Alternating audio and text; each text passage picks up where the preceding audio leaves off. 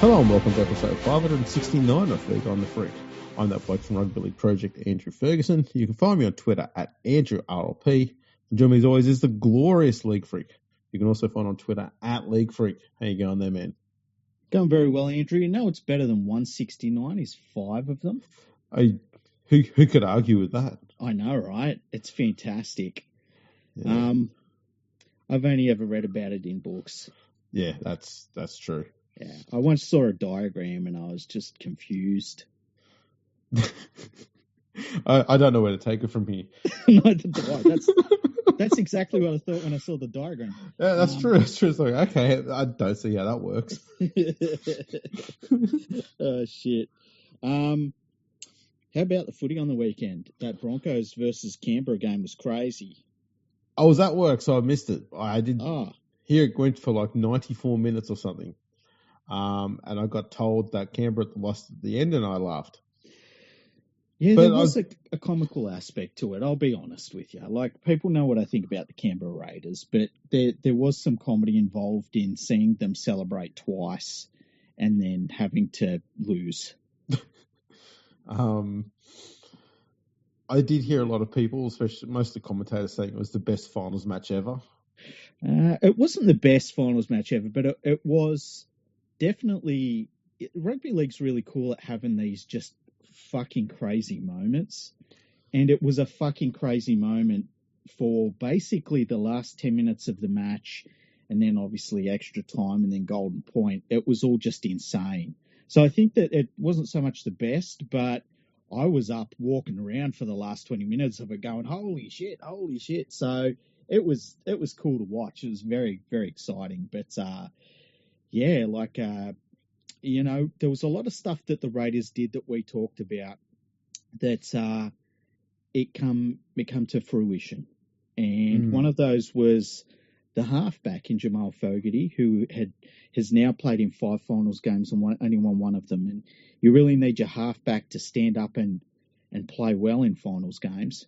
Unfortunately for the Broncos, the other side, they had Ben Hunt, who, honest to God, had the worst finals choke I've ever seen, right up until the last second when he kicked the winning field goal. Like, his entire game before that was just the absolute worst of the worst. Like, he was doing all the worst shit. Every single time he got the ball, he would dummy it every single time, but to his own teammates. So he was just killing the attack.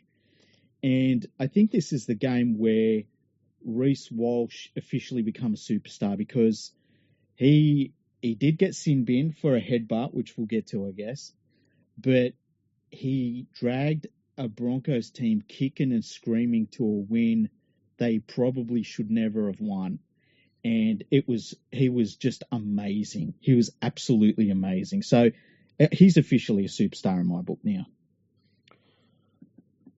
I was going to say, on the greatest finals matches of all time, there's 3 in the last few decades that I think of, which are always my go-to ones. Mm-hmm. And there was, I think, the 2023 grand final was pretty damn good. Yeah, it's hard to beat that. The 2015 grand final, Brisbane versus Cowboys. Extremely good. That probably got the crown for the best one ever until 2023, I would say, personally. Possibly. And 1989 grand final, as much as I hate to say it, only because when you watch that 89 grand final, that game was played at breakneck speed, which is not the way the game was played in those days. It was so damn fast. It was played like an Origin game. Yeah. It was a thoroughly modern game of rugby. Yeah. Coming out of an era that was blokes at the pub from the modern, from the old style of football into the new style. Yeah. It was good. I also look. I know I'm biased when I say this. I think the 2003 grand final, just in terms of 80 minutes of quality and just 2 teams just tearing in, was fantastic. I think that the 1997 grand final, that there were so many moments in that were really incredible. And that was probably considered the best grand final up until 2015. But yeah, I mean, there's been so many great ones, and then there's other ones in between. Like, I always reference that game between Parramatta and North Sydney, where the Parramatta Eels basically ended the North Sydney Bears. And that was an incredible final. I think that's the first time I've ever seen a team really completely bashed out of a game. And probably the best example of it, and the Panthers did it better, was that 2022 grand final where that first 40 minutes the Panthers absolutely annihilated. I still think that's probably the best 40 minutes in a grand final I've ever seen a team play. I know there's probably bigger score lines and stuff like that you can bring up, but just complete dominance at every level. And it was crazy and really weird to watch a grand final with your team and at halftime, it was over. Yeah, you're like, oh, let's just grab the pizza and I don't know, go turn on the PlayStation or something there for the second half. We got this in the bag. I didn't quite do that. I was actually like counting down. I want the record. We didn't quite get the record, but what am I going to complain at this point? I mean, fucking hell. Hell no. Yeah, it was a pretty good weekend. I think the other one that stood out for me was the Roosters Sharks game was an interesting one because coming into that game, I would have said that the Roosters attack was going to drag them to a competitive game, not their defense. Yet it was their defense that kept them in the game, and their attack was just completely dog shit. Yeah. But the Sharks, despite all the pressure that was put on them, especially the start of the second half, where the Roosters' defense just choked them at field position. Mm-hmm. For the first time in a finals game I can think of in a long time, they stayed patient. Yep. They stayed calm. Yep. And they eventually got back in control, and then they just choked the Roosters out of it. And I think we saw that with three teams on the weekend. We saw the Storm do it. Yep. We saw the Panthers do it, and we saw the Sharks do it. And that's the thing about finals. It's when you're playing other good teams and you are stuck in your half of the field and you don't break. You just go, you keep going. It doesn't matter how many sets you get where you're taking it off your own line. You just keep plugging away at it. And that stood out to me too with this Sharks team. And I think they're definitely top three in terms of who can take out the competition right now. They just looked steady. I wasn't surprised by the result because I think the Roosters have been overrated this whole time. In fact, I thought it before the season started. And yeah, I'm really impressed with the Sharks. And maybe the most complete, no worries with anything performance we saw on the weekend. Just in a really good place right now, which is funny because 6 weeks ago, I was like, they're done. They're completely done. Write them off, but they're playing just different footy right now. Yeah, there's elements of what they've done, which is not too dissimilar to what Penrith done in 2020, 2021. And that was having very mobile but very strong defensive forwards on the bench. Mm-hmm. And not just being defensive, but they're also good at just, making those post-contact meters you need through the middle of the field as well. Mm-hmm. And they've actually got a good bench for that, which is good. I think they're a genuine chance of beating Canberra this weekend. Yeah. And I think Cronulla and the way Penrith played, knowing that I think I saw somewhere too that this weekend coming up will be the first time Penrith have fielded their full-strength team all year. Mm. And that Panthers side, it's starting to make you go, oh yeah, 5 in a row's a chance. That's on. Yeah, that's on. They look like they're finally found their mojo, and you're like, yeah, it's good for them to wait until the finals start to go. Oh, okay, fellas, let's start putting in here. Seriously, they're the Jason Voorhees of the NRL. It's crazy. Yeah, I think when you look at the Panthers' performance against the Warriors, they kind of did what they needed to do. There wasn't anything super flashy about any of it really, and then the scoreline was pretty heavily in their favour. And when you factor in, and you've got to think about this with all of these finals games, if you get a really good win away from home in the finals, it's huge. So, and that's one of the things about that Broncos win in Canberra. Like you said, how the Broncos hadn't won, I think it was 10 previous games outside of Suncorp Stadium in the finals. Or it's either 10 games or 10 years they hadn't won outside of Suncorp Stadium. I couldn't remember. But, you get a win away from home in the finals. It's gigantic as it is. But then if you do it with a pretty big scoreline on top of that, it's even better and it says a lot more. I think that we learned so much in this first week of the finals. It was huge. And that's why finals footy is so amazing, because you really see teams tested under extreme circumstances and you really see who they are as a team and what they've got. And the cool thing is we get it again this weekend. It's fantastic. It is. Should we jump straight into previewing this week's games? Yeah, let's do that, and then we'll do emails because we've got a few of them. Alrighty. So we've obviously only got the 2 games this weekend. First up, we've got Canberra versus Cronulla at GIO Stadium. I think Canberra are done. Yeah.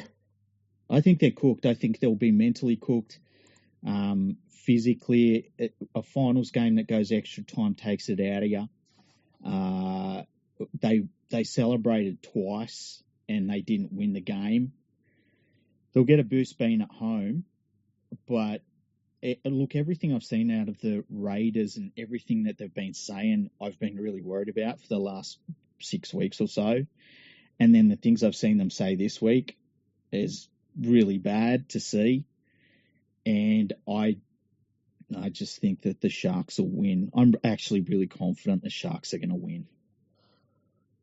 Likewise. I've got some stats here as per usual. Okay. I try to make it so that both sides have got a positive and a negative. Mm-hmm. Raiders have won 10 of their last 13 games against the Sharks. That's pretty good. That's a good record. That's about the best I could find. Mm-hmm. This one's going to sound a bit tricky, so bear with me. Okay. Raiders have won just 5 of their last 13 games when they've had less than a 7-day turnaround. Okay, and the funny thing is, they asked the NRL to schedule their game on last Sunday because they probably thought they were going to get a weekend off. That's right. It didn't turn out that way, and now they've got that short turnaround that you've just talked about there. So not only have they won 5 of their last 13 when they've had less than a 7-day turnaround, but in that time, so in those games when they've had less than a 7-day turnaround and their opponent has had more than a 7-day turnaround, which is what the Sharks love this time around, mm-hmm. the Raiders have lost all of their last 5 games. Oh, wow. That's a rough one. Cronulla have won 8 of their last 9 NRL games, with 7 of those games being by a margin of at least 10 points. Yeah, they're on the roll. They look good. They look really good. And they've conceded 32 points in their last 244 minutes of play. Oh, wow. Their defence has really tightened up then. Yeah. Right when you want it to as well. That's right. And they've been playing a bunch of teams, and Canberra's another one of them, that, the Roosters was another classic example, where they like to try and make a lot of their inroads through the middle first, and then they go from there. And so they've tightened that up immensely. Now, with the Roosters last weekend, the one thing they did, which they do too often when they come up against a good opponent, doesn't have to be a great opponent, just a good one that's competitive with them, at least. They do the same repetitive, mundane, low chance of success fucking play every time, and that is kick to the corners. Mm-hmm. And too often they kept kicking to the same corner that had Mulatalo on it. Sure, it was because they had, the commentator's favourite player over there. I'm not going to say his name. Oh, I've got to talk about my drinking game too. Yes. Nearly killed me. But because they're kicking to him all the time thinking he's going to be good, but not realising that Mulatalo is also very fucking handy in the air as well. They cancelled each other out. Yeah, and the funny thing is, with the Sharks attacking that side of the field too, they scored 2 tries where one of them, that rugby union player, was basically on the other side of the field. Yes. Like, he wasn't within 15 metres of the other side of the goalposts. Yes. And then another try they scored, he had run in so far that he was like conservatively 25 metres out of position. Mm-hmm. And the Sharks just scored easily on his wing. And I'm watching it. And funnily enough, they said his name twice on that play. And I'm shattered by this point because I said it on Twitter, right? I'm starting to drink a game. I'm going to have a sip of hard solo. I think it's 6%. Whenever they say his name, and that was just from between kickoff, and then it got to halftime. Then I stopped, and then when they kicked off again, so it was pure game time, right? Now, granted, I was 3 slow cans in. Okay, so I was starting from the base. The first half, they mentioned his name conservatively 25 times. Like, I'm not even joking. I was hammered. Mate. I was fucking hammered. In round 27, right, I did a live update for a website. And I decided I was going to count the number of times he was mentioned just in gameplay. Mm-hmm. And for the entire game, his name was mentioned 76 times. Holy... I probably would have thrown up. They said they calmed down in the second half. Granted, and one of our genius interns said, imagine if you did it with a Dan Ganane game, because Dan Ganane loves him, right? He does. If you put Dan Ganane and Michael Ennis on when he's playing, they can't stop saying his name. Yeah, and so it wasn't a Dan Ganane game, thankfully, but they slowed down in the second half, so it ended up being about 32 to 35. I couldn't keep count at that point, but I was doing it every right, and there'd be like, there was one point, I think Kevin Walters was one of the commentators at sip, and then he said it again. I'm like, fuck, I had to sip again, and I was wasted. It was crazy, but he was so far out of position for 2 of their tries. It was like on one replay, I was like, where is he? He's not anywhere there. And he ended up being the other side of the field. I was like, what the fuck? Well, there was a moment getting towards the end of the game where, if the Roosters had have scored, one quick try that they converted, they're only 4 points behind. There's enough chance to, enough time to get a rough try on the board. Mm-hmm. And he's picked up the ball and he's run back in field. They're inside the Sharks half. And he's come running all the way back into the middle and tried to do a tip over the top. And it was the most delicate little kick that had popped up at round about hip height. And I think Nico Hines caught it and just started running with it. Mm-hmm. And they kept saying, at least he's trying something. And they're like talking him up and going, mate, he turned the fucking ball over in enemy territory on the first tackle when they need points. Don't praise that. Yeah. That was stupid. Yeah. That was stupid. And people will be like, me and Andrew haven't said his name. And I know what Andrew's thinking, and I'm going to explain it. Fuck that. Yeah. He doesn't deserve it. No. Fuck it. Look, he's that rugby union player. You know what? Yeah, there's been times that he is, many times, where he's done freakish things on the football field. Yep. And fair enough, he's done great there. But not everything he does is great. And this is the problem we're finding with the commentators, is because this is one of the few players out there whose surnames they've actually learned how to pronounce correctly. And it's a bit tricky. They want to go, right, let's spam this and say it all the time because we want to prove that we've done this and we know how to say his surname correctly. Yeah. And it's tricky to say. And that's pretty much half the reason why they say it. And it's fucking annoying. Yeah.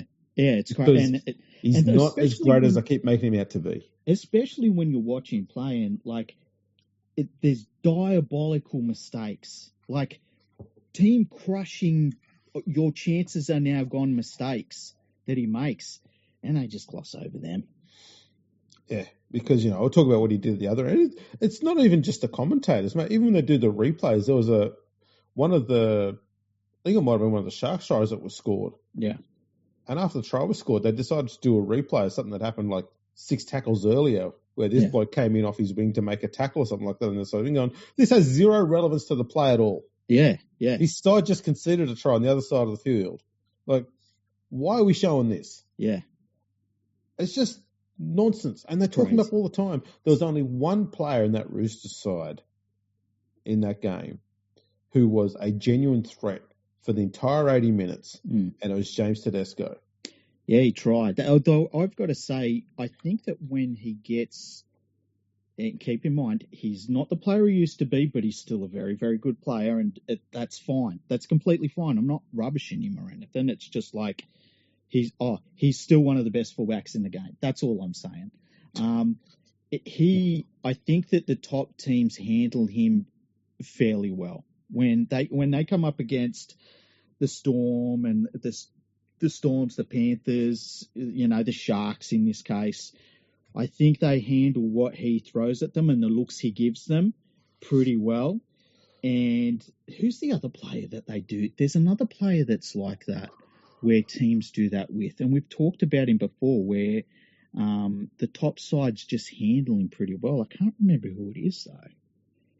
I can't remember. Anyway, I think they do it with Tedesco pretty well anyway. So he did get through a lot of work, but it didn't affect the Sharks too much. It never felt like the Sharks were losing control of that game at any point. And it was the same with the Storm, and it was the same with the Panthers. The Panthers were they just owned that full 80 minutes. Yeah. They weren't threatened at all for 80 minutes. And look, to be honest, the Warriors' attack has been basically on par with the Knights. Yeah. The last few months. Yeah, once they lost Metcalf, that was it. Yeah. And that's fine. That's understandable. That's right. Their defence, though, had still been pretty reliable, which was, it was going to be a pretty tough contest, but Penrith didn't look to be that challenged by him. No. I thought that the Warriors, and I said this on Twitter, I thought the Warriors, considering the circumstances, played pretty damn well. But unfortunately for them, the circumstances were devastating to their chances, and they've been dealing with those consequences for weeks and weeks and weeks now. And but I still think they put up a pretty good fight, and honestly, they ran into of all of the teams in the finals, I think they ran into the absolute worst one by a very big margin for them to have to play under the circumstances they had. I think that there are other teams in the finals that if they'd played against them, they probably would have been a lot closer to a win. And it's just unfortunate it was the Panthers that they got. Just the, luck of the draw, unfortunately, for them. Absolutely. Now, the next game is Bulldogs versus Panthers. Penrith have won 24 of their last 35 games against the Bulldogs, which is going back to 2005. Holy shit. Now, the Bulldogs won their last clash with the Panthers, and they'll be looking to score back-to-back wins against them for the first time in a year since 2009. Wow. Penrith have won their last 13 finals games, and they've won 19 of their last 25 finals games since 2014.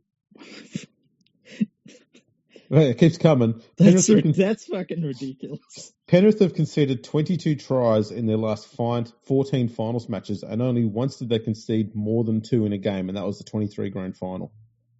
Oh my God, that's ridiculous.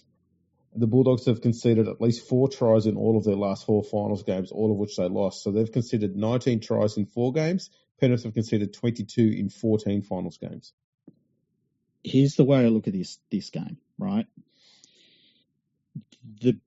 The Bulldogs obviously try and emulate a lot of what the Panthers have done.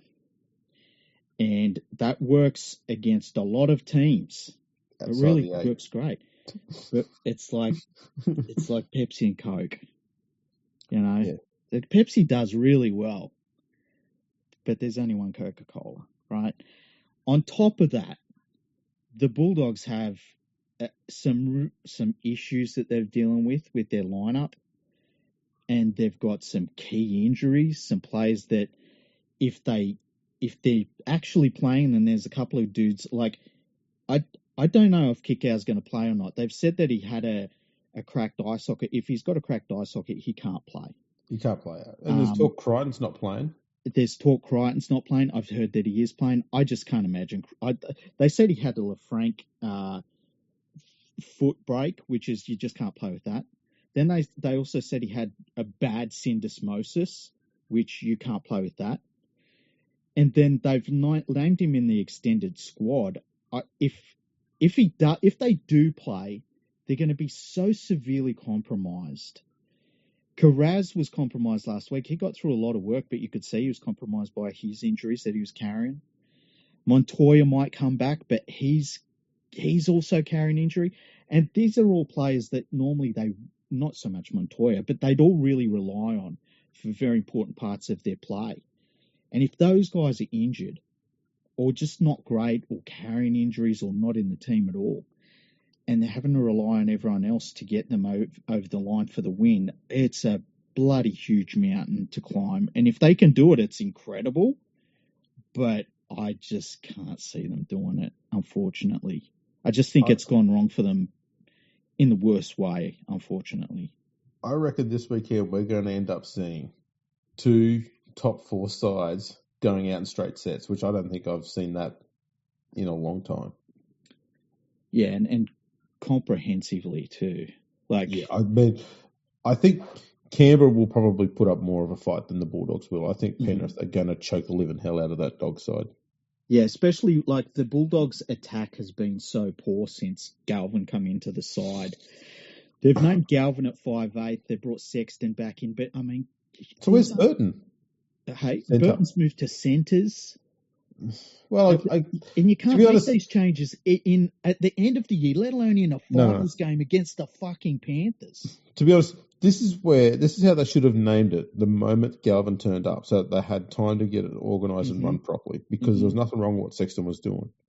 But moving Burton from 5'8" to centre doesn't hurt their attack, so that would have worked fine.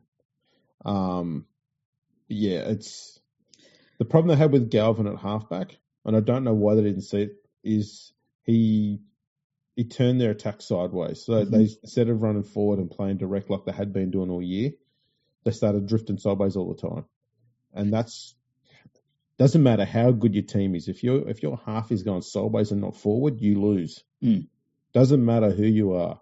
Test side, Origin side, NRL team, doesn't matter how good you are. That's just a fact that's been in place for ages. And that's what's been happening to them. And, with all of the problems with the injuries they've got, and then you look at the just shuffling the side every single week for the last, feels like 6 weeks or so.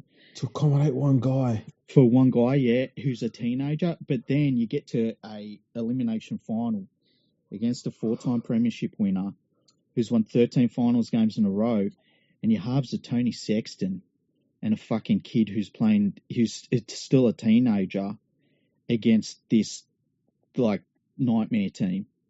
And it's just not a good place to be in. And look, I'm a Panthers fan. It sounds like I'm talking up the Panthers. I'm just going by everything I know about finals football.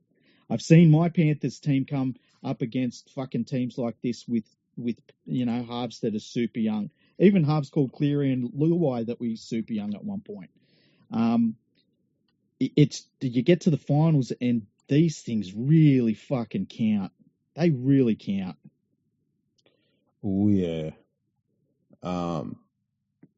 I think what will happen in this one is it'll either be Sorensen or Liam Martin. Neither of those are a good option for the Bulldogs, but one of those two will have the task of absolutely belting the bejesus out of Galvin. Yeah. Completely legal, but every time he gets the ball, one of those are going to be sitting right on top of him the whole time through. And they're going to be rattling his bones, hitting him not high, but constantly in the ribs. Yeah. Making him, when he gets the ball, just pass it along. That's all they're going to do. And Galvin's we've never looked at Galvin and said he's got any issues defensively, because he's a pretty big dude for a kid. Yeah. But when you got Liam Martin coming at you all night, you've got to be Cameron Munster's size, who Cameron Munster's huge for a 5'8". Yeah. It's going to wear him down at the very least. And Sorensen is regarded as one of the, hardest tacklers out there. Yeah. He's not, look, let's be clear, he's not at Nigel Plum level. No one is. No. But if anyone's going to get close, this bloke is, because he's a fucking Sorensen. Yeah, yeah. And the thing about Sorensen too is he, he goes all right, and then when a game really matters, he does something really fucking important. Like, it's just what he does. I've just realised I'm coming through my MacBook microphone, not my really expensive microphone. Hey, I hope I sound all right.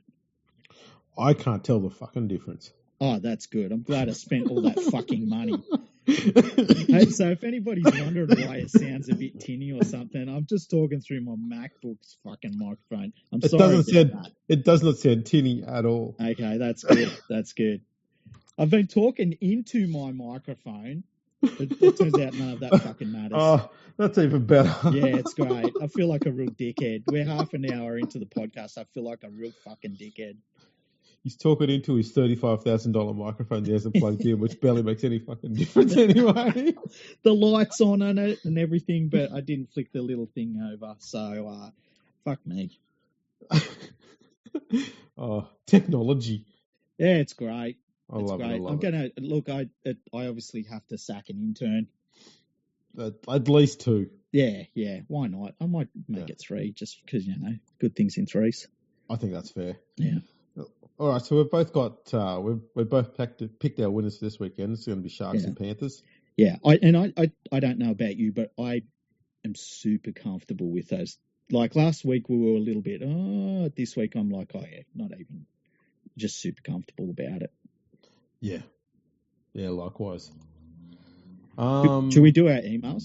Yeah, let's fire up the old email machine. Okay, so first one here is from Glenn, and he sent this in for last week's show, but it got missing in my inbox, right? So it's Glenn. People probably know Glenn. He has a lot of very controversial things to say about the Sharks, Paul Gallen, stuff like that. We won't repeat what they are, but you can imagine. He's an angry man. Really is. Just vindictive. Yeah, we need to find him some sedatives. Yeah, I keep on talking into my microphone. Okay, subject is ha ha ha. Message: G'day Fergo and the Freak. Who are you going to do a deep dive into next? I had a laugh when I heard the news of Salford beating Warrington. Can you do a 2-hour story on Penrith, the early years to get to the Rugby League gods to see fit for the Panthers to win 5 in a row? That'd be nice. Another thing, I had to smile at Lando's engine failure. This is from a few weeks ago, obviously. Another step closer for Oscar. If only you knew back then, Glenn. I do have a conspiracy theory for you. Imagine if he said they're going to make Lando move. Okay, right. Why didn't Lando use the escape road on the other side of the track? My thinking is that he helped Max. He was hoping Max would pass and make a passing attempt on Oscar and either relegate him to second or potentially take him out in the race altogether. Looking forward to the final round. Really hoping Alex Johnson gets the record. Spoiler alert. Cheers, Glenn. Yeah, I think the reason he didn't make the escape road is because when their engines die like that, they like them to stop the fucking car immediately these days. Yes, because you can there's a fair chance you can salvage most of the engine. Yeah. But if the thing fucking blows up, you got to chuck it all out, which costs a shitload of money. Hey, we've got a second one here from Glenn. Oh. This is from today. Oh. So subject: New Zealand trip. That sounds like a tackle Gary Freeman used to make. And then you stand over you and make jokes about your mum. Yeah. He's the best. I love Gary Freeman. Okay, says, G'day, Fergo and the Freak. Just wanted to tell you a story. Oh, I'm good for a story. Friday the 12th of September. Great story. I had a training day at work. Around 9:30, I started getting messages from my wife about the football on Saturday night in Auckland. Anyway, to cut a long story short, I in text back, if you can organise it, we'll go. Oh, man. Damn. That's pretty good. By lunchtime, I'm at home packing. My wife that morning had organised tickets, flights and accommodation for her, myself and my football buddy and my 18-year-old daughter. Far out. How about hang on. I just want to check some grammar there. Yeah. You said, my wife that morning. Did you have a new one by the afternoon? I thought the other wife was good. The new one's amazing. She just gave me trips to Auckland. The other one's sacked. All she did was make sandwiches. She's texting me at work. All of a sudden, I get home at lunchtime and I'm on a trip. It's like my new guy's great. Oh, man. Okay, so his football buddy's his 18-year-old daughter, which is lovely. That's amazing. We left Sydney around 7 o'clock on Saturday morning. Seats were at the southern end trial line about 8 rows back. Had a great night, and the daughter got her jersey signed by Liam Henry. Oh, that's awesome. Did some sightseeing Sunday and then back to Australia by lunchtime Monday. All had a great time. Cheers, Glenn. How about that? That's awesome. That's pretty, buddy. Yeah. That's pretty amazing, that is. Yeah, that's brilliant. He says, P.S. Paul Gallen is a... I can't read that. Oh, no. See? He couldn't help himself, could he? Okay, how about the next one? Lightning McQueenian. Subject. Subject. Fuck the Raiders. I like this guy. Yeah. I mean, no, I'm just neutral. He says, "Good day, cunts. Holy fuck.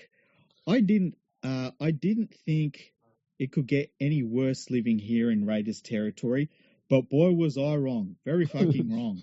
I watched the game on Sunday and picked the Broncos in my tipping because I thought they'd show the Raiders what an actual finals contender looks like by spanking them at their home ground in front of their green army of turds." Harsh but fair. Yeah. So far, all I'm reading's facts. With the Raiders ahead 28-12, I found myself thinking I was wrong and the Raiders might be the real deal. Wrong again. The Raiders put the cue in the rack and thought they were getting the week off. Broncos come back and we all witnessed one of the greatest games I can remember seeing in the NRL era. How fucking dare he? He said this one is for the boys. Fucking NRL era. How dare he?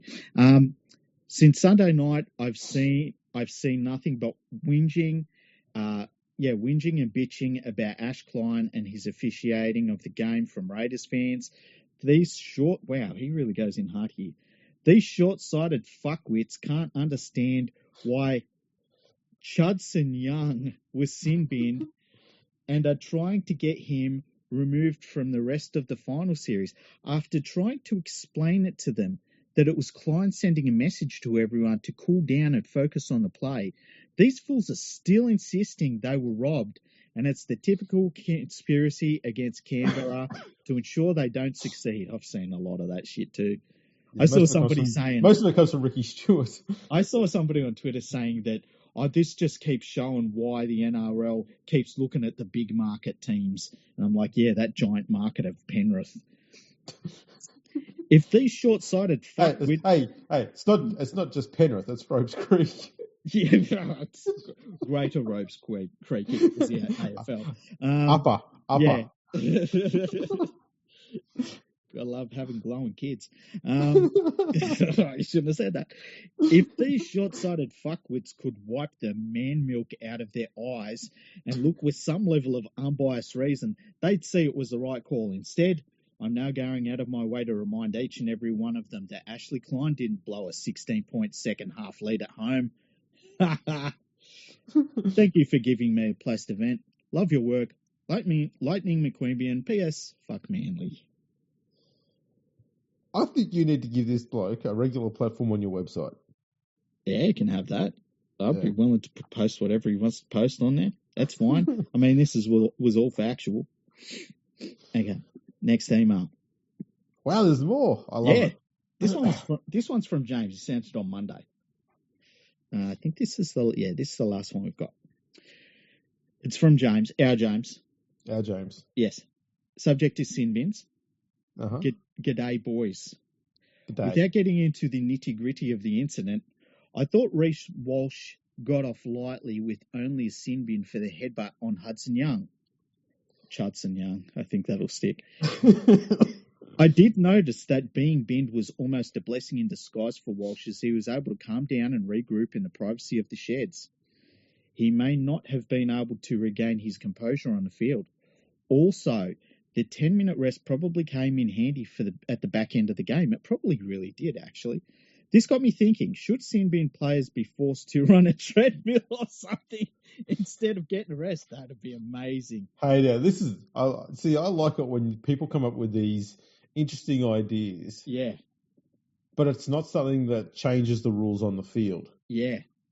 What if instead of a sin bin, you had to drag like a stone from one dead ball line to the other on the sideline so everyone watched? So say you get like some animal like Jason Tamalolo, right? He gets this, instead of 10 in the bin, you get the stone treatment, right? So he picks up the stone, he's back on the field like 3 minutes later. But then you get a Reece Walsh and he's like still pushing that thing up the field like 25 minutes later. That'd be interesting.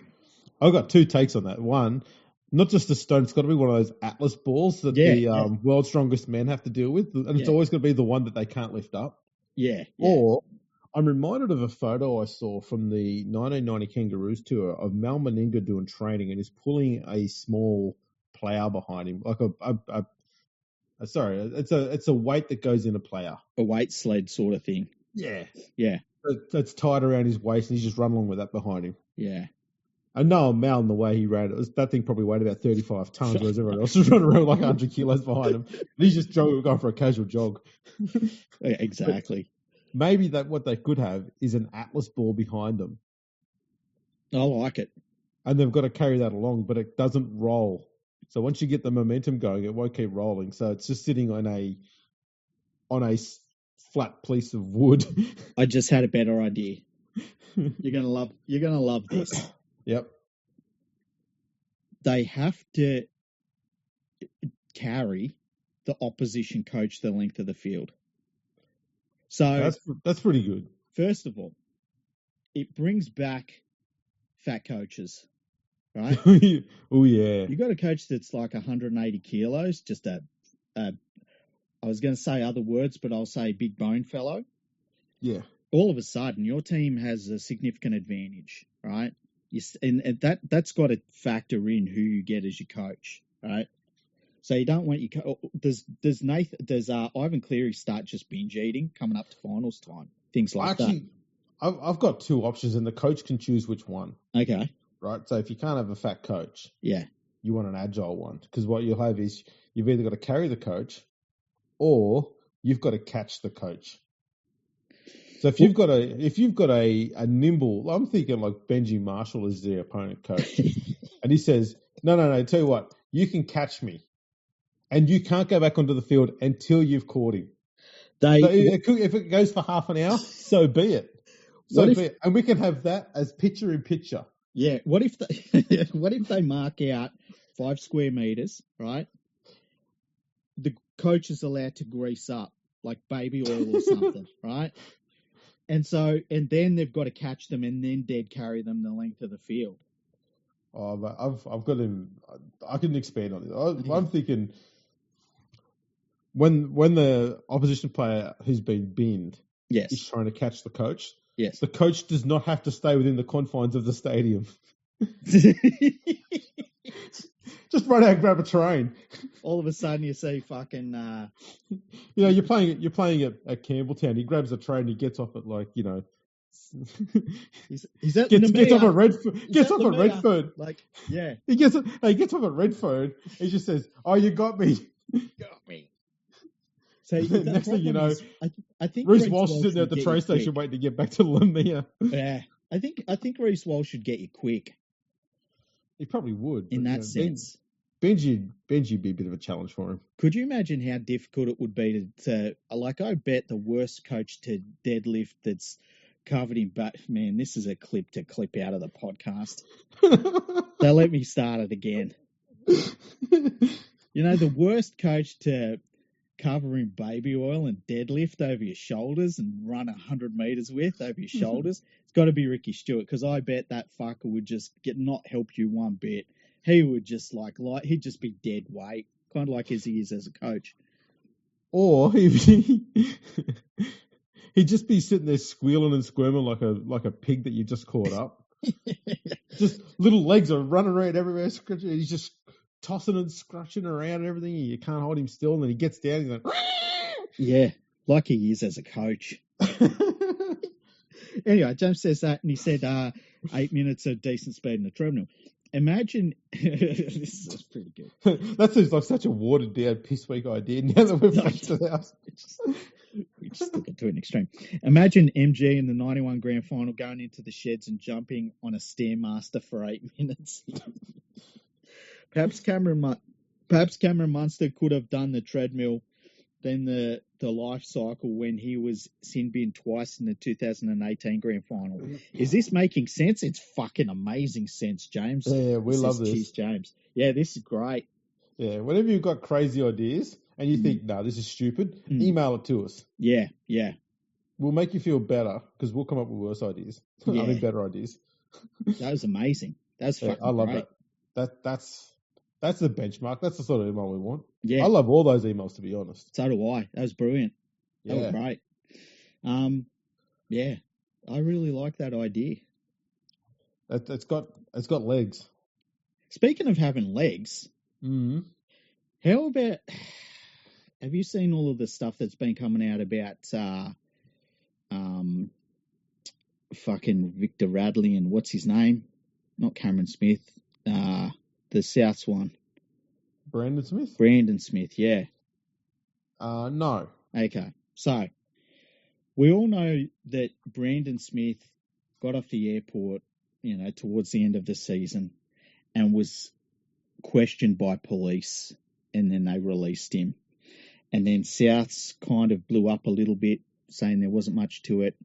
And then the Roosters sanctimoniously said, well, we got dragged into it for nothing. Well, text messages have come out, I believe, in court, or at least in the media. So, let's not pretend we're the court of law here at Fergo and the Freak.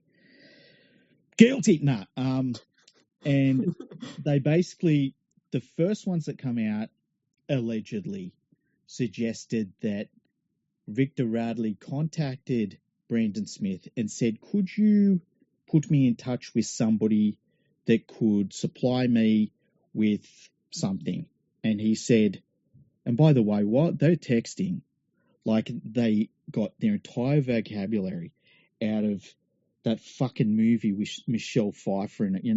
The first of there was a whole lot of them where there's the teacher goes into the hood school and she ends up with the do-rag on her head, singing to rap music and stuff, and she turns some of their lives around, but someone inevitably gets killed in a drive-by or some bullshit. Dangerous Minds, that's it. Oh, right. Sorry. The entire vocabulary. It sounded an awful lot like the actual script for Coach Carter, but with basketball instead of singing. It would have been so funny if you just went, Batman Returns? Die Hard 5? Their entire vocabulary come out of that fucking thing, like they're not a couple of dickheads that, lived in Sydney. I don't understand why they all talk like dumbasses in their text messages, but anyway. Well, I was going to say, what do you think the IQ is for each of them? That might give you the answer. I would say it's probably around 90 combined. Yes. So allegedly Brandon put him in touch with the person who he wanted to buy said product from. And the funny thing was that there was no coded messaging in any of this. He fucking haggled the price. It was so dumb. Anyway, so that happened. Couple of days go past. Obviously, the Roosters, who are super sanctimonious about this shit, putting out all their press releases and stuff. Then a couple of days pass. Then text messages come out about the supposed insider information regarding betting around Brandon Smith. Mm-hmm. So the early alleged information in these texts are that Brandon Smith basically said, look, I'm back. And he sent that to somebody and they said, oh, really? And he was like, yeah, I'm starting. And they were like, are you sure? And he was like, yeah. And so they put a bet on him to be a try scorer in the game, which was at a pretty high amount. But it was, now that seemed all right to that point. I would have been horrified as a player getting that text message back because I'd be like, this is my fucking career, dude. Don't send me that shit, you know? But anyway, nothing too bad.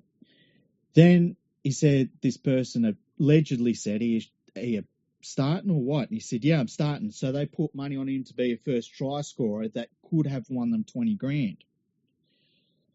And it's like, and he said, that's funny, right? Which is still not great, but at this point, Brandon Smith, you could put it down to being a bit low IQ. Yes.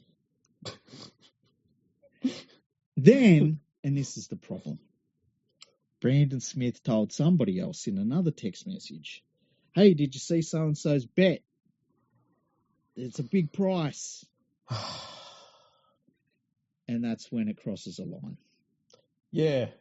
It's not good. And up until, look, I thought the first thing with Brandon Smith, with Victor Radley, I thought Brandon Smith, it's not a great look, but technically you just put someone in touch with someone. I'm not going to give him anything for that, right?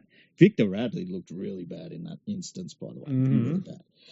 In this second thing, at first I thought, it's just a dude is like said, hey, I'm playing this week, and someone took not advantage of it, but like they jumped onto the information. I could see somebody doing that and it'd be like, yeah, good luck to you, you know? But then it went somewhere. I don't think any of it is malicious. I really don't. But the look of it is horrible. And I think that's going to get him if these things are all true. And there's a reason why we have rules in place regarding betting and inside information and stuff like that. And I think that he's fucking stumbled into it. And it looks really bad. Remember back in I'm going to say the late 90s, and this is in cricket, and I think it was Mark Waugh and Shea Warne just gave information about the pitch or something like that to a bookmaker. Mm-hmm. That's all.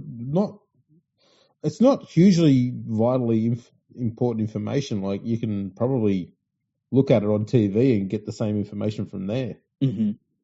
But those two copped. Did they get a year suspension for that? It was a fair suspension, wasn't it? I can't remember if it was a year or not, but they did get very heavily penalised. Yeah. And cricket is, they either punish you hard or they don't in cricket. Yeah. But if they want, they can use that as a bit of a guide.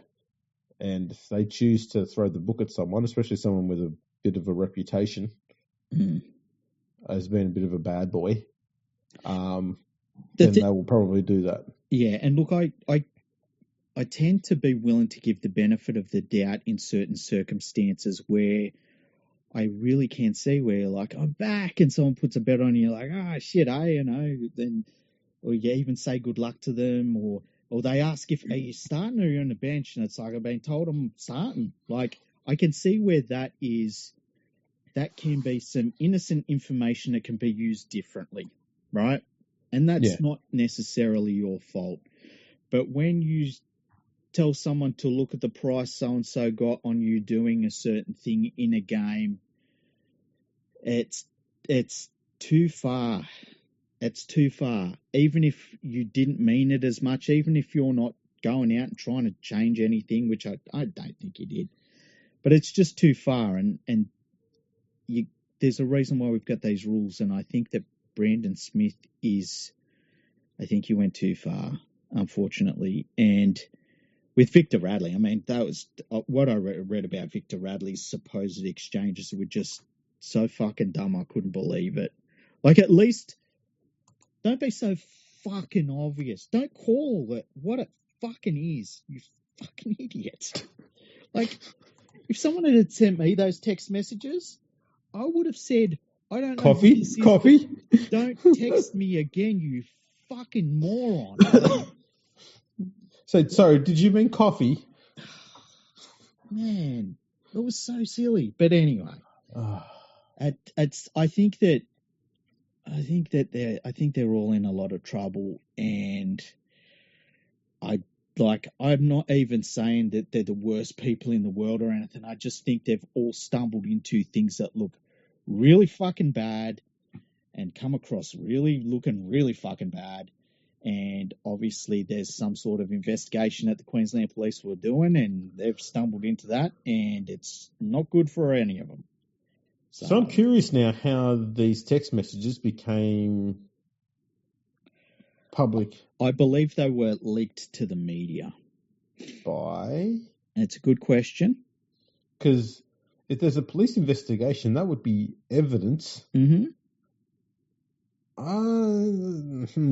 So the Roost, I'm not saying any of this is connected in any way. I just want to pass on extra information that today the Roosters, supposedly according to the corporate media, have told Victor Radley he can look elsewhere and are looking at their ability to possibly move him on, either through letting him go and play for somebody else or terminating his contract.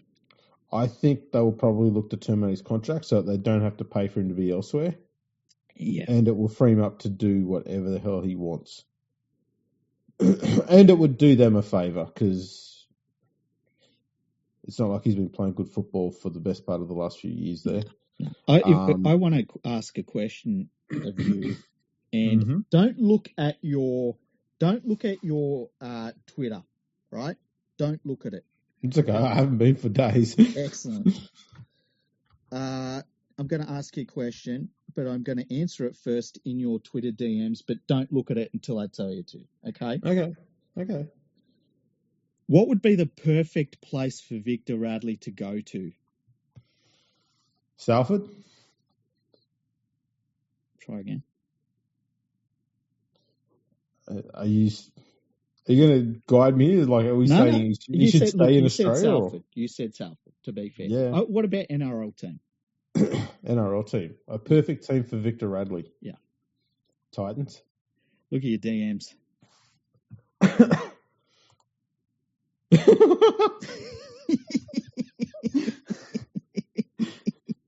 I thought, you know what? He's an overpriced, overrated forward. Who would buy that now? I know Titans are seem paying for that now. Titans, yeah. Titans. Other news. Justin Holbrook, who's a great coach. Man, I saw this and I went, "Oh, you're kidding me!" He's a great coach, Andrew. I don't know what you're talking about. Forget his record. Don't worry about his record. But he's a great coach because he was an assistant at the Roosters, who are a great team. Have you seen how well they've been going? Some blokes, right, are fucking brilliant assistant coaches. There's no doubt about it. Yeah. Jason Taylor. But that is their strength. Yeah. Like, you don't need to go away from that. Yeah, Jason Taylor is a perfect example. Phenomenal assistant coach. As a head coach, dog shit. Right? And I think Adam O'Brien was a very, very good assistant coach. As a head coach, dog shit. I have a lot of doubts about Justin Holbrook as a head coach. Because, let's be honest, that Titan side he had, probably better on paper than this Knight side he's inheriting. Oh, by a long way. And, I mean, that lineup needs fucking surgery. Yeah. Oh, and by the way, you've got 30% of your salary cap's already gone on a fullback that's injury prone. Great player when he plays, but injury prone. On a 5'8" who's pretty good, and is the highest paid player in the NRL next year. And then they brought in, who was it, Sandon Smith, who is a 5'8". Another 5'8". Yeah. And they brought him in on good money, and what the fuck do you do with him? It's a mess of a club. The Knights have been run like shit for so long, and when people say to me why don't you rate Justin Holbrook as a coach? And I say it's because I watched him coach. That was a big, amount of the reason. I watched him coach that Titans team, and by the end, you and me talked about it on the podcast. It was it wasn't even a question if he was a good coach or not. It was teams need to stop doing this. We talked about it. I think we did a whole episode on it. Teams need to stop getting these Super League coaches who have won stuff into NRL coaching positions because, once again, this is another failure. And now, like, what is it, 18 months down the track or something like that? It's not that very long. People are like, oh, he's a great coach. And I feel like I'm going fucking crazy when I hear it. Here's the thing that sucks. That's not sucks. This is the thing that's fucking stupid about it, okay? Because all of these coaches they do this with that have come from England, they've come from coaching St. Helens. Yeah. And so they come over here and they go, yeah, this bloke's been coaching for 5 years. He's got a success rate of 98% over there. Going, yeah, he's coaching the only team with an insanely good roster compared to everybody else, and they've won everything, and it's impossible not to coach success at that club. He won 17 trophies. It's like, yeah, they give 27 of them every year. I know, but it's not like it's hard to be successful as the coach of St. Helens. No, like if you're at Wigan, St. Helens, or Leeds, the chances are your record is going to be really fucking good. Yeah. Doesn't matter who you are. And we literally did a whole episode where we went through every single coach that had been in Super League, and their records were like, they weren't just bad. They were catastrophically soul-destroying to a club's entire future. It's crazy. I don't know what people are talking about when they say he's a good coach, because it's like, we saw it. You're wrong. Shall we have a look at some of the coaches that they've had? It's St. Helens. Yeah. Who have got insane success rates. And this is just in recent years. Yeah, let's do it. Yeah. Justin Holbrook, 80.5%. He had 70 wins from 87 games. Keep in mind, when we were talking about the Panthers at the very peak before this year, we were talking about NRL players that had 80% winning records, and that was the best of all time here. And that was like a couple of the Panthers and mostly Dragons players from their huge run. Yeah. He's getting 85% as a coach. Daniel Anderson, 78.7%, 85 wins from 108 games. Yep. Christian Wolf, 76%, 61 wins from 80 games. Ellery Hanley and Ian Moore were tied on 75%. Mick Potter, 72%. Sean McRae, your favourite, 67%. God.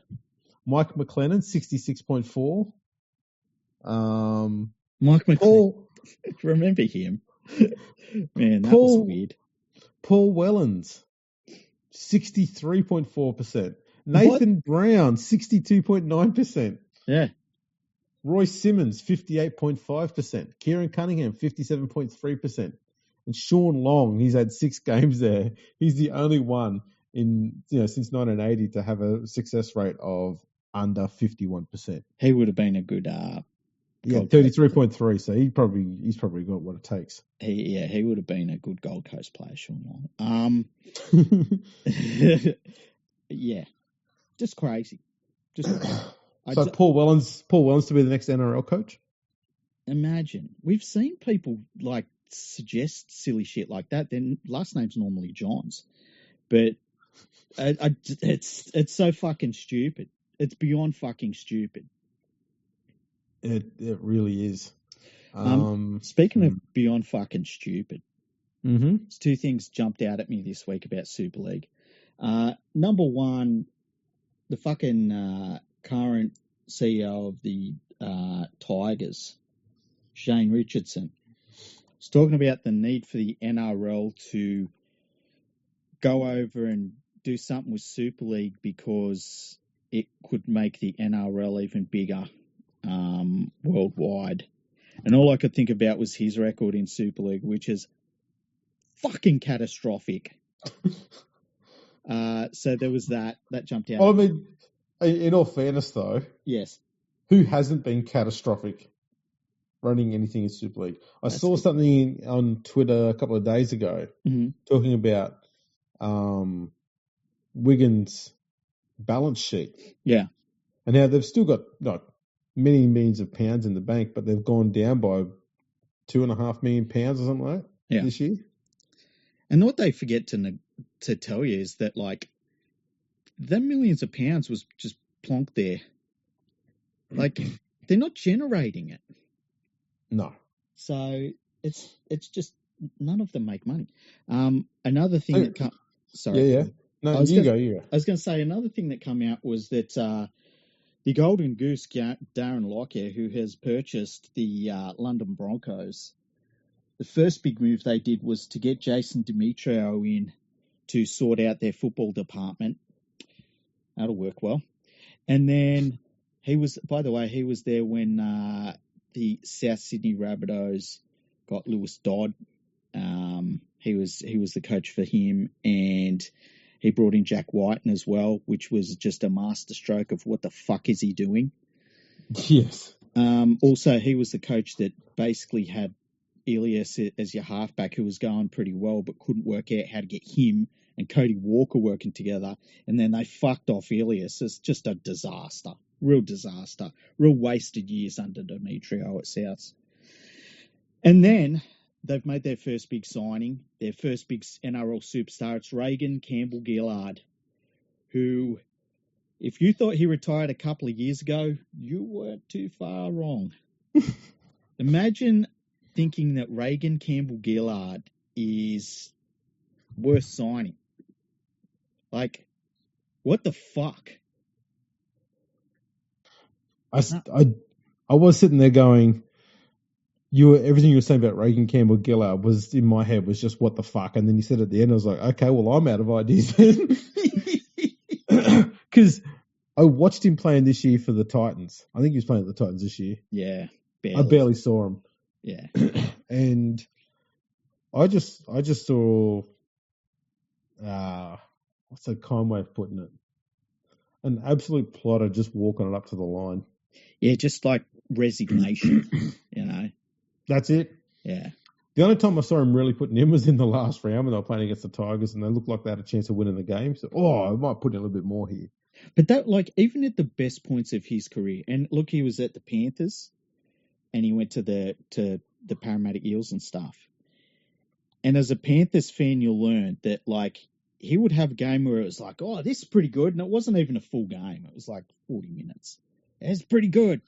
And then nothing. And then, but people that didn't watch the games regularly would be like, oh, he's a good player. And then he did it for the Eels as well. And there was a point where the corporate, and it was mainly Channel 9 commentators would talk about how he's a big obstacle for the Panthers to overcome. And it was just like he never, ever was. Ever. You know what he should do? What? He should let the mow grow it right out to a beard so we can all just call him Aaron Woods. Yes. That's so perfect. That's so fucking perfect. Holy shit. Right. Stop pretending that you aren't, and just accept it, right? It's your fate. That's where you are. That's who you are. That's great. That's what you are. But how about, like, can you imagine you buy? I want to know how much they paid for him. I know, because say you buy a Super League club, right? That does worse than not making money. It loses shitloads of money.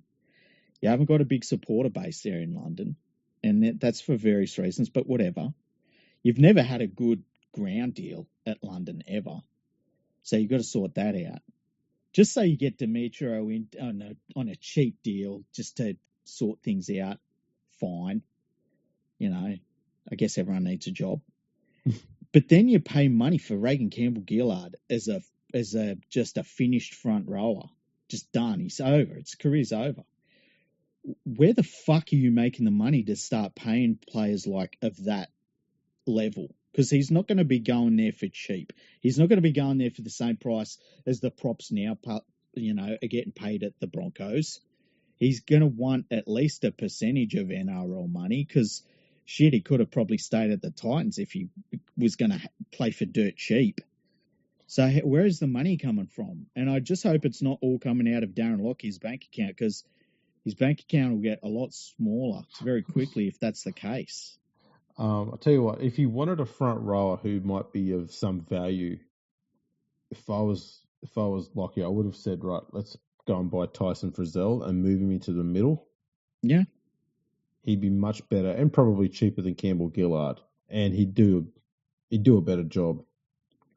Look, if I was going to if I was going to fill out a Super League team, I wouldn't look at NRL players. I'd look at New South Wales and Queensland Cup players, and I'd try and pick up a couple of younger players from the Warriors in the general New Zealand Rugby League system. That's what I would do. That makes perfect sense. I mean, they're going to be cheaper. They'll take whatever deal you throw at them if it's an upgrade on what they're currently getting paid. Yeah, they're going to be super cheap. They're going to have all the advantages of being in professional systems. You get them to gel. You could win Super League with those level of players. Yeah, there's no reason why that wouldn't work.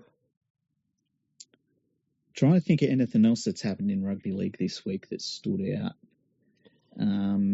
The NRL announced the grand final entertainment. I can't remember his name, and that's okay because they don't make the grand final entertainment for, people that listen to fucking AC/DC and Black Sabbath and shit like that. So that's fine, as long as people enjoy it. And I don't know who he is. I've literally never heard of him, but apparently he's a big artist, and I'm sure he'll put on a good show.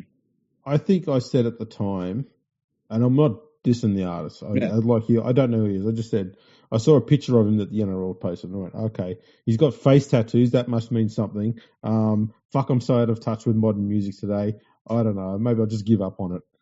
And someone replied going, yeah, it's fair. You'll be surprised at how good his voice is. I'm going, yeah, I probably will. Yeah, that's exactly where I'm at. You know what? There's a fair chance I'll probably just won't watch that part of it anyway because I never watched the pre-match entertainment. I hate it. Yeah, I'm the same. I hate it.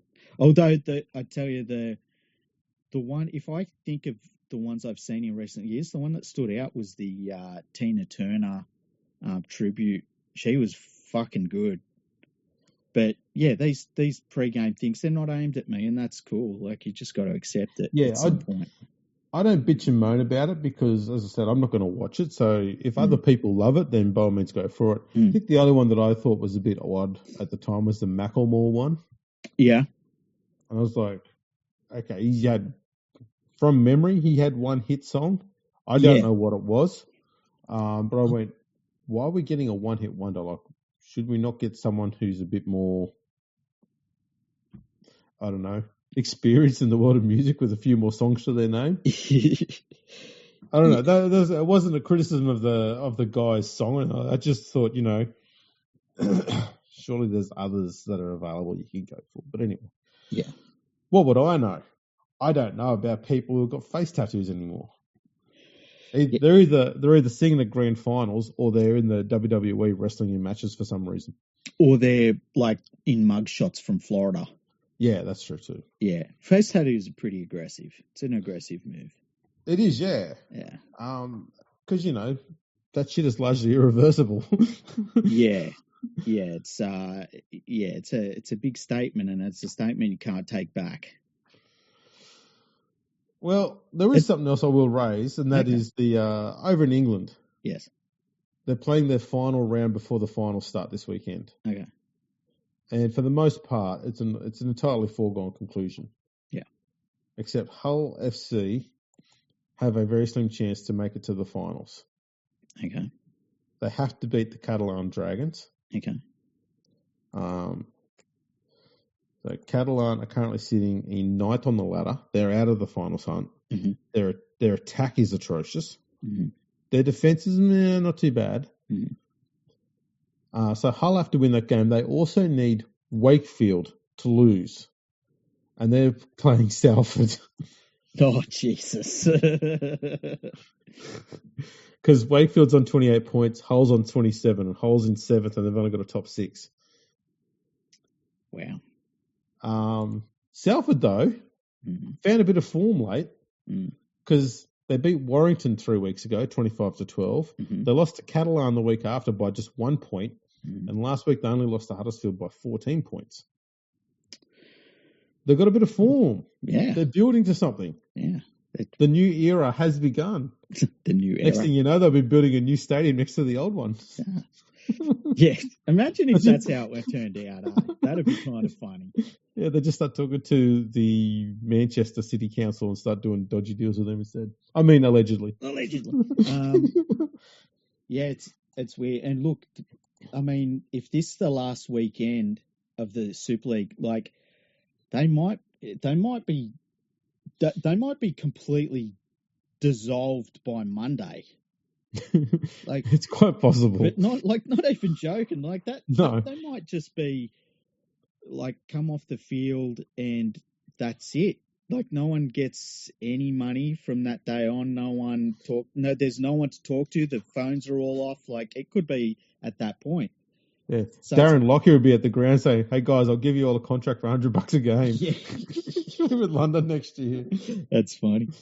But yeah, it's a weird situation though, where like they could just play and then be dissolved completely.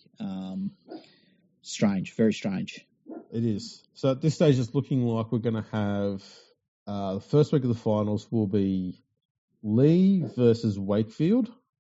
Wow, that's one. I can't believe the British press are ignoring a game like that. Hey, I know. And the second final, which is an elimination final, is Leeds versus St Helens. Ah, that's pretty good. I think that Leeds have been in some decent form lately.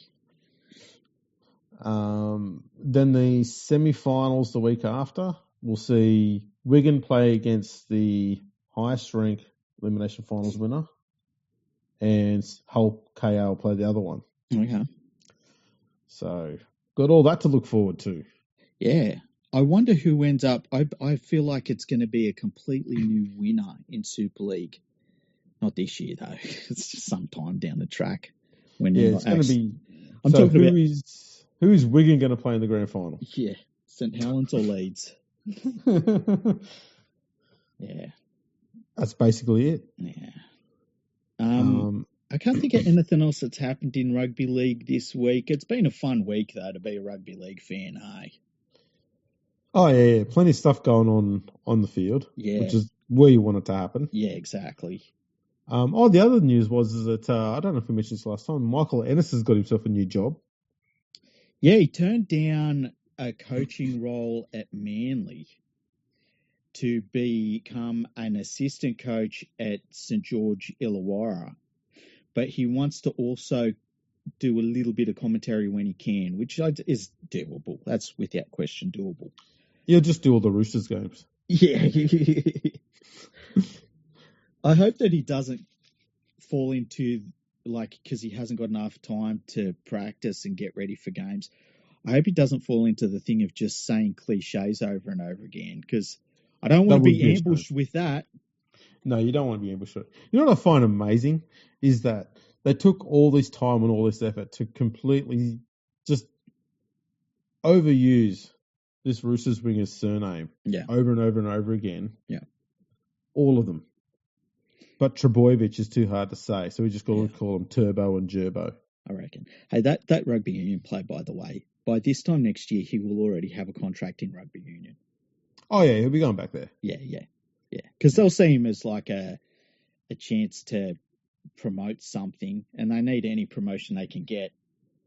And he's just not worth it in rugby league. Like, if they've got real people at the Roosters that are really interested in rugby league and not just like helping the chairman get players that he likes in terms of their ability, I mean.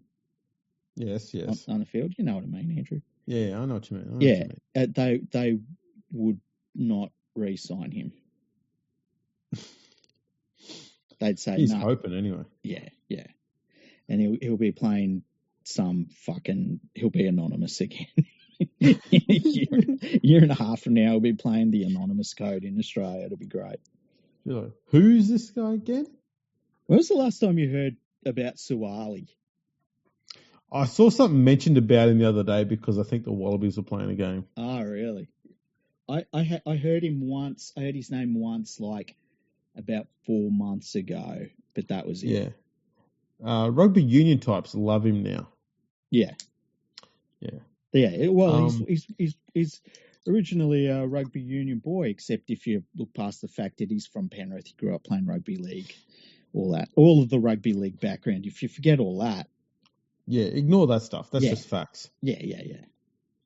We do have a lot of, coming up next month, a lot of Pacific Island internationals. Mm-hmm. So it's going to be fantastic. Mm-hmm. We do also have Wales playing Ireland twice. Well, at least they're playing. Yeah. Who else is playing here? France is playing Jamaica. That'll be interesting. I'm hoping we can watch that one somewhere because that's a World Cup qualifier match. That would be cool if we could do one of the live streams like we used to. Yes, that'd be absolutely. Fun. And there's another World Cup qualifier at the end of November between the Cook Islands and South Africa. The Cook Islands will smash them. That's going to be amazing to watch. Yeah. I was actually thinking the other day how there's no real details about the Rugby League World Cup next year, which is on in Australia. It would be cool to be able to know where the games have been played at least. Oh, that's in the international calendar. Oh, so I can refer to the calendar. But always refer to your calendar. Okay. Yeah, it's the international calendar. Okay. Don't use any old calendar. Yeah. Where would that be? What's that? The international calendar. Where would I find that? Yeah. Sorry? The calendar. With dates. You've lost me. Dates, what? The dates and venues and kickoff times. Calendar? No. Calendar's, it's just a thing. If we find out that the international calendar was actually Ken Calendar wearing a T-shirt, would you be shocked? Oh, maybe they meant colander. Yeah, maybe it's the accent. They're like, you're saying Salford wrong, but here's the international calendar.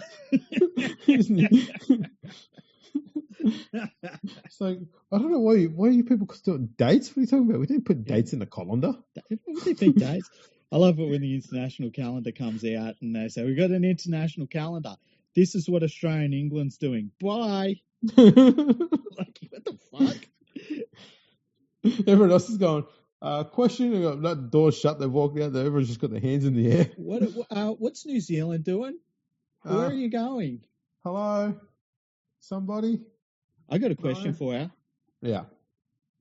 If you could pick Australia to play any rugby league opponent to watch right now, who would it be? Any opponent to watch? Any.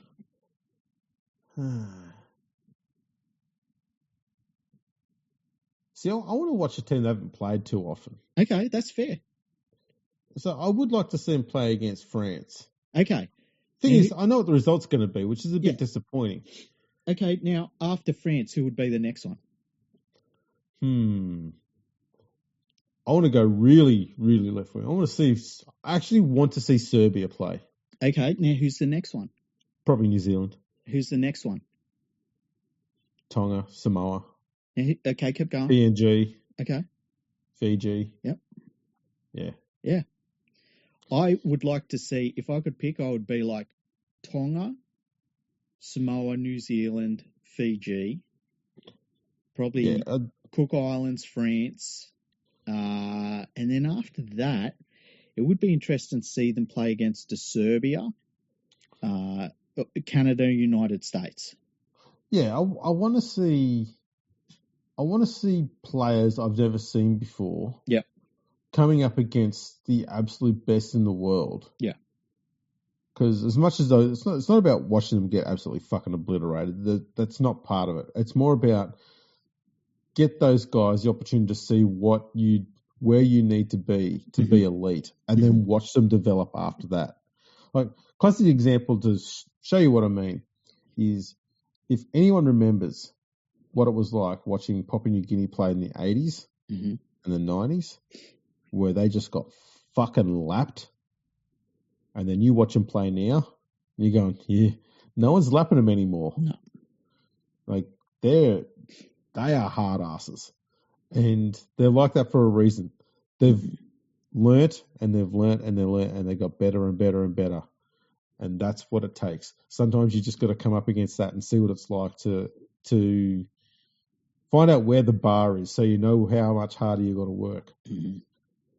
So I'd like to see something like that because I think it, as much as the loss would be devastating, the things that they'd learn from it would be absolutely phenomenal. And I think Serbia especially, like they've kept at it for so long and they're still going strong there. Like we need to do something to support that and help them out and push them along. I don't know what we do, but if we could have maybe, I don't know, televise a New South Wales Cup team playing against them or something like that. I don't know. I wonder if it would be a cool idea for the NRL itself to every year put a grant aside, and I don't know how much it would cost. Say it might be 20 grand, might be 30 grand, I don't know. But every year they bring a team in from an emerging nation like a Serbia at this time of the year, and they play, the top-rated team that didn't make the New South Wales Cup or Queensland Cup finals, and just give them the chance to see where they're at in terms of those. And, play one game one week, then play the other team the next week, and just give them that chance. Let them go and play a team in Victoria as well, a team in West Australia, like a local team, and give them those experiences, and just do that once a year. I think that would be really cool. Yeah, something like that. Another one would be good, which is something I don't know if the NRL was involved last time, but I think 2018 there was an Emerging Nations World Cup here in Australia. We need to do that more often. Yeah. I would rather Australia misses out on the full World Cup if they were having the Emerging Nations World Cup here on a regular basis. Yeah. Because I'd love to watch these emerging nations playing, because it's just great to watch. Yeah, even if they have to have a thing where they're like, it happens every, like, say, 3 years, which I like a 3-year cycle better. Happens every 3 years, and it always happens in Brisbane. Then that way we've got it locked in. We've got all our venues sorted ahead of time. It keeps the costs down, and just, we play the games at that the Dolphins home stadium, the KO Park or whatever it's called, and we just keep costs down. But it's always in the same place at the same times, and I'd like to see something like that. Yeah, you'd have like triple headers. You have 3 games on a day, and just have the next day have another three games on, and so on and so forth. Yeah. Something like that. You could run it over the space of a week and a half, and have a bunch of teams here. I'm sure it wouldn't cost much for the NRL to put something like that on once every 4 years. It shouldn't. Now, look, I asked you that question, right? And I asked it completely out of the blue. Mm-hmm. I asked you that same question in 1995. Who's the first team you would want to see Australia play? 95? Yeah. I would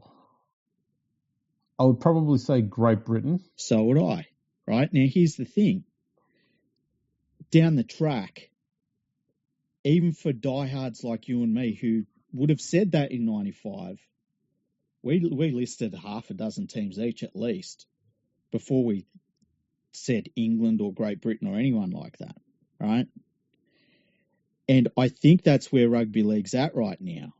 And I think that is a major issue in terms of the Kangaroos being able to retain players that are born and bred and raised here in Australia to play for them in this upcoming series. They're all going and wanting to play in the Pacific Championships. And I understand why. Like, I can't wait for the Pacific Championships to start.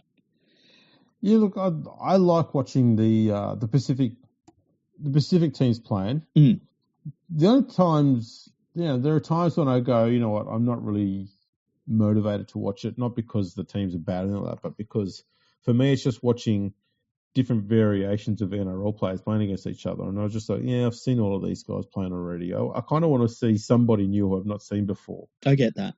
Which is something we used to get with the English teams in the 90s, because we didn't get their games televised here. Yeah. And their players weren't over here really that much. Yeah. So I was like, okay, this is good, because we're seeing people who were mostly, close to on par with us. They were at least a challenge. They weren't sitting there getting flogged by us or anything like that.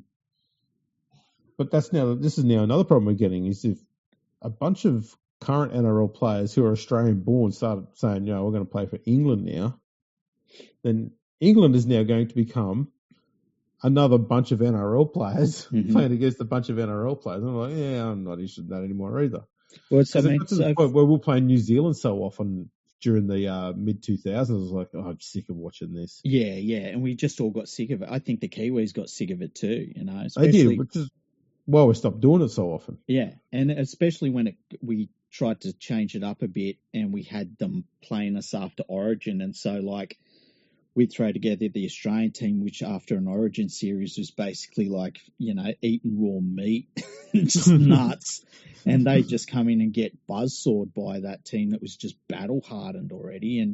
And that was really the end of it, being a relevant series. Like, I'm the same with you. Like if, we do get good games against New Zealand from time to time, but it's not a series that would, get me going as much as seeing, how will they go against Tonga again? How will they go against Samoa again? Where are these teams at? Where, looking towards the World Cup, that to me is more interesting. I really like watching Fiji play. I really love watching Fiji play because I think that when they get their moment where they just fill out a little bit more of their side with talent that is NRL sort of level, I think they're going to be so hard to beat. And they're not quite there yet. They still really lack in the halves area, which is a problem.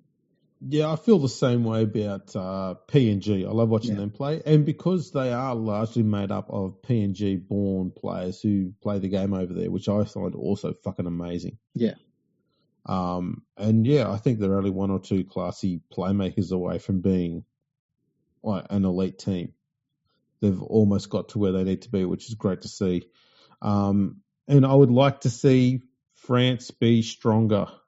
I would too. So I think the NRL if they're going to step in and do something overseas, I would rather watch them step in on the French game. Yeah. And say, you know what? We're going to help bring France over to Australia every 2 years, and we'll organise a few games for you. It could be 1 or 2 games against New South Wales Cup teams, an NRL team, something like that. All sorts of things. You can play against the New South Wales residents team, which is basically players in the New South Wales Cup living in New South Wales. And you do a Queensland residents one, same thing. So it's not quite the state level side, but it's strong enough. Yeah. You could have city and country playing against. If you want to have rep teams playing and you want to have city and country play, bring them back and do it that way. City plays France, country plays France, that sort of thing. But I'd like to see them do something like that and just sort of get the French teams exposed to the way the Australians play the game and get them up to speed a bit faster because they've got the groundwork done there. They've got a good local comp that's been there for like decades. Like they've got all the groundwork done and they've got money in the clubs over there too. So they're not struggling or dying out there. We need to help them along. Yeah, I agree. And I think that if you were going to, I think it's a more organic process there than it would be in, say, England, where you're dealing with so much crap that it's not organic. England has had so much help. Yeah. How many World Cups have they had? Right?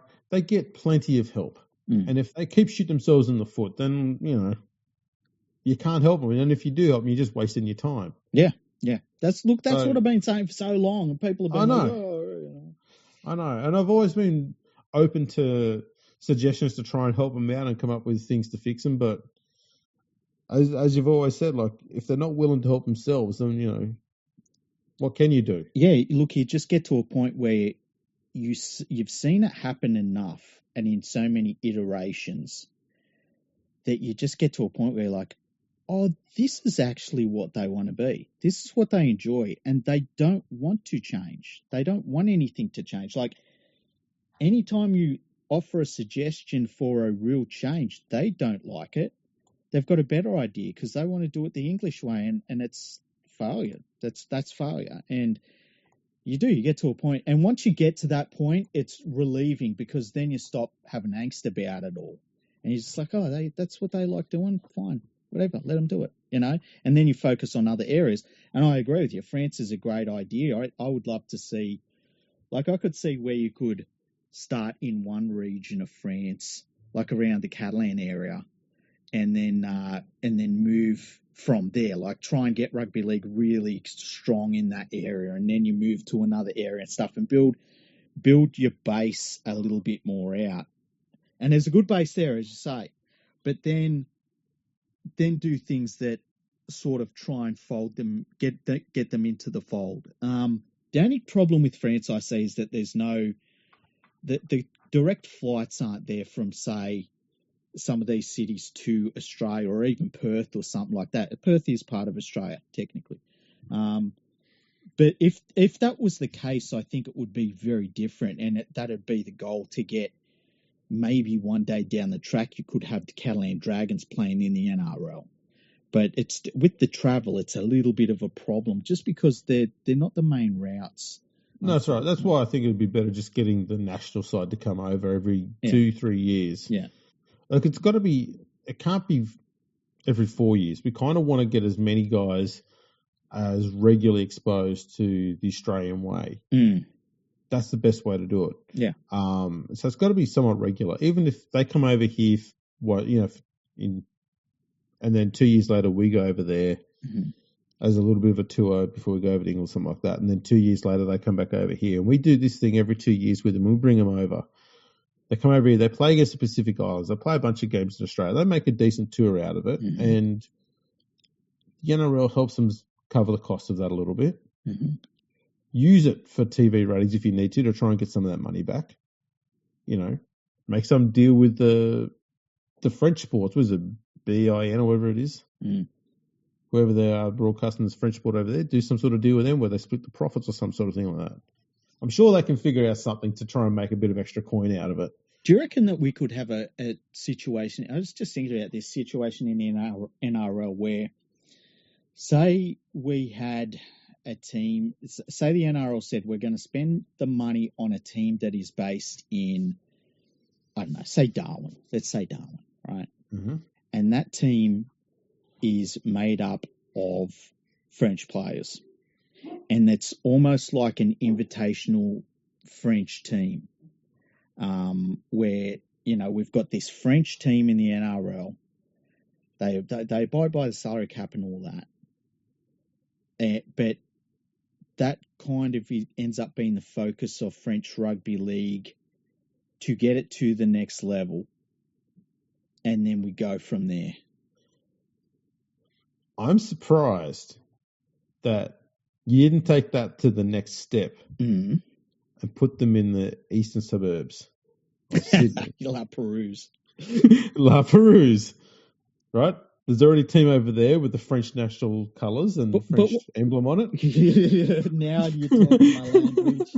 Imagine that team having some heart and soul. Yeah, we bring the French over. We say, just take a look around. Do you notice anything? And they're like, this team here, they seem to have stolen our logo and they've got our colours. What was that all about? And it's like, no, you're right so far. Keep going. Yeah. We just take the Harbour Bridge out of it, you'll be fine. Yeah. All yours. Where would be a good place to put a team like that? I don't know, because, France it's got a more colder climate than most of Australia does, so I don't know, maybe Hobart. I don't know where you'd put them, man. Yeah, but what Frenchman wants to go from fucking France to Hobart, honestly? Oh, probably someone from Paris. We stopped doing colonies a long time ago, Andrew. Fucking hell. What about? Did we though? Hello to all our Adelaide listeners. All 7 of them. Oh shit. What about? Oh boy. You could do Cairns, I guess, but then you'll run the risk of the holiday feel kicking in, which I understand completely. Yeah, I don't know. I think it's got to be. You need to have somewhere which is somewhere, somewhat Frenchish. I think it's got to be somewhere near the Alps that we have. Yeah. What little Alps we have. It's got to be somewhere around there. Maybe Albury. What are you doing to these poor bastards? You want to go to Albury? There's nowhere. What about this? What if we had a second Melbourne team in it, but it was a French Rugby League team? You said Albury was bad. I know.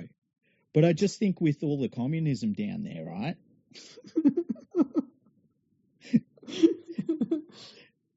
Where will I put my machete? You obviously haven't seen the last lot of marches where there's lots of socialist networks and neo-Nazis. Actually, the neo-Nazis. Vichy is back. Jesus. Oh, shit. This has descended fast. Yeah, it went downhill. Kind of like living in Melbourne. Very much. Yeah. You would say that as a Sydney biased journalist. That is me. With your Sydney biased against the Raiders. Yeah, it's like, I think that doing stuff like that would be interesting for the NRL. Hey, like doing weird stuff. We've got enough money, we can do some weird shit. Yes. So that'd be cool.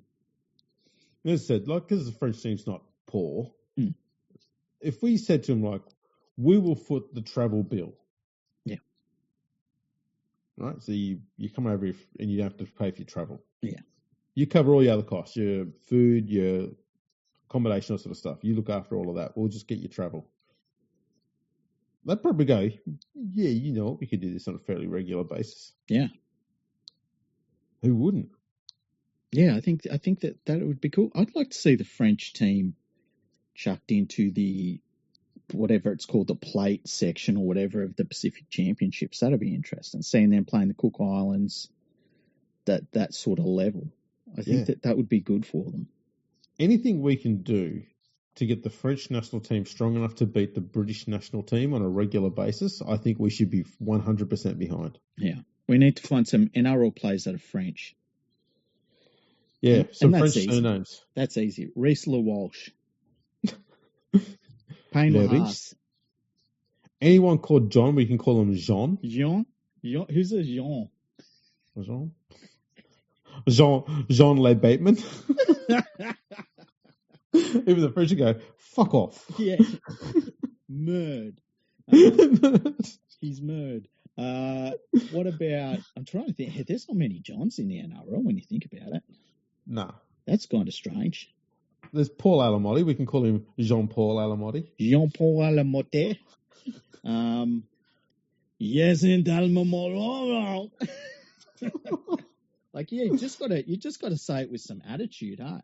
Yeah, a bit of flair. Yeah. A bit of gusto. Like, you just don't question it when you say it that way. No, there's no profiling whatsoever there. I say, yo. I'm sure you've just said the same name 3 times there. I know, right? It's easy. Who would know? I think we just sorted out International Rugby League, hey? Again. We do this a lot. What we should also do is try and find a way to make Cole Flanagan British. Look, yeah. So, sometimes you go through life and you know what you want. And then someone points something out to you and you're like, I've got a new dream. And this is my new dream. He just turned 27.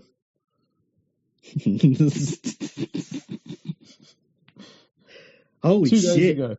2 days ago, he turned 27. You know how I'm really good at ages? Like, it's kind of creepy. Yeah. I would have said he was 24. Yeah. And that's based upon as much how he plays. Yes. Like, just learning. Oh, speaking of, on that note. Yeah. I'm talking into my microphone again, by the way. That's great. One player did announce their retirement today, and that was Chad Townsend. I saw that. Wasn't that an interesting post he put up? It was interesting. Yeah, because like, you don't think about that moment where they pack their bag for the last time and that's it. Yeah. And I found that really interesting. It's interesting because most of the times when a player retires, commentators and the media all talk about, it's their last game and stuff like that. But with Chad Townsend, was like, anyway. Oh, yeah. I love it. That's why I loved it when Cameron Smith, though, it was just, he didn't say shit. He was just like, they'd say, Are you retiring? And he'd be like, what?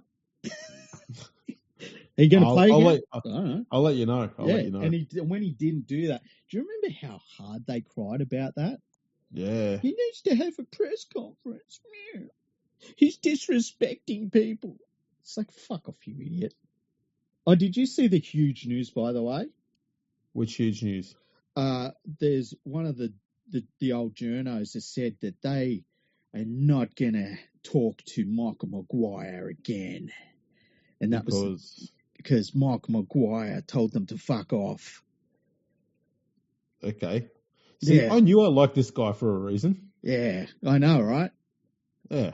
He's like, just letting everyone know I'm not going to talk to him again. Okay. Which journal was it? This is why I don't take phone calls from Amy Adams anymore, you know? Because it's my choice. Which journal was it? I'm not going to describe them. I'll just say that it was Phil Rothfield. It's Phil Rothfield. I was going to try and describe it, but I couldn't describe it in ways that would not get us fined. Podcasting.